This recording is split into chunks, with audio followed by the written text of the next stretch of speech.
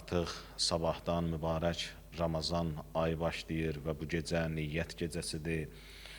Möminlər bu gecədən etibarən niyyət edib inşallah sabahdan mübarək Ramazan ayının orucunu tutmalarını qəsd eləyəcəklər, niyyət eləyəcəklər ki, niyyət gecəsi deyəndə əlbəttə ki, o arzular, istəklər gecəsi yox, yəni mübarək Ramazan ayının orucunu tutacam, vacibi qürbətən ilallah, yəni niyyət budur.